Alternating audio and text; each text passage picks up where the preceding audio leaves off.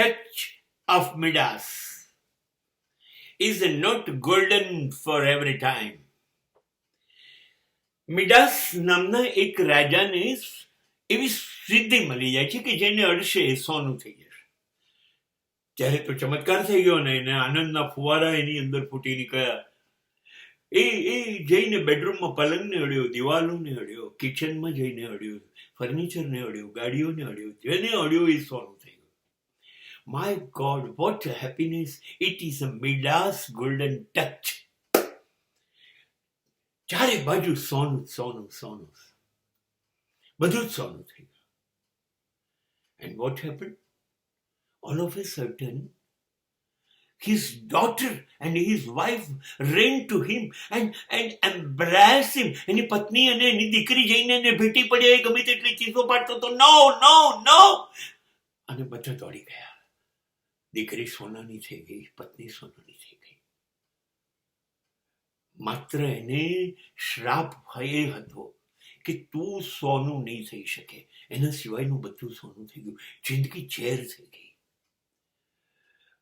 સોનાનો સોફો, સોનાનું ફર્નિચર, સોનાની ગાડી, સોનાની દિવાલો, સોનાના રસોડાના વાસણો, ત્યાં સુધી બધું સુંદર હતું.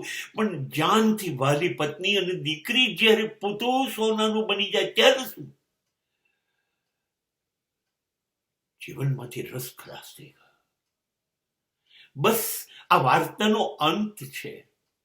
સાહેબ, ખાવા માટે તો 2 દિવસની કોરી રોટલી ઘી વગરની જે મજા આપે એ સોનાની લગડી ચાટવાથી ક્યાંથી આવશે?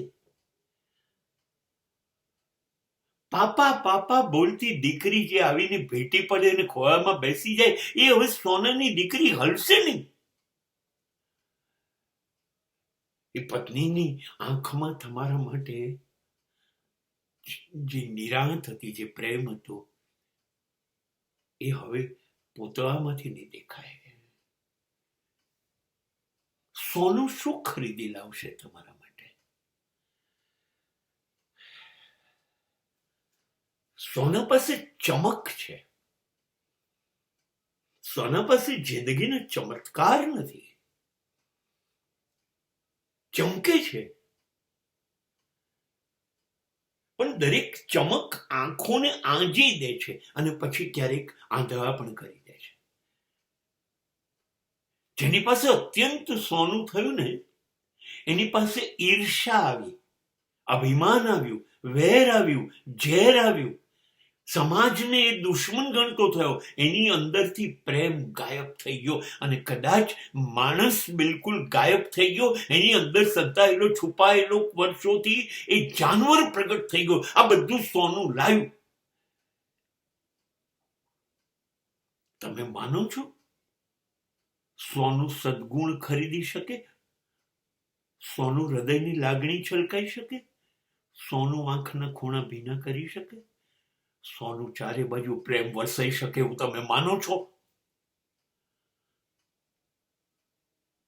પૂરી દુનિયાનું સોનું ભેગું કરો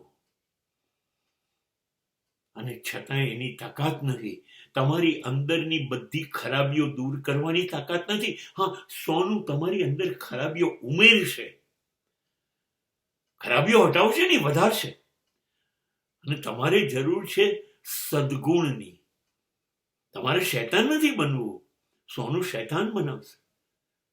તમારે તો સદગુરુ બનવું છે, સજ્જન બનવું છે, તો સોનું નહીં બનાવે.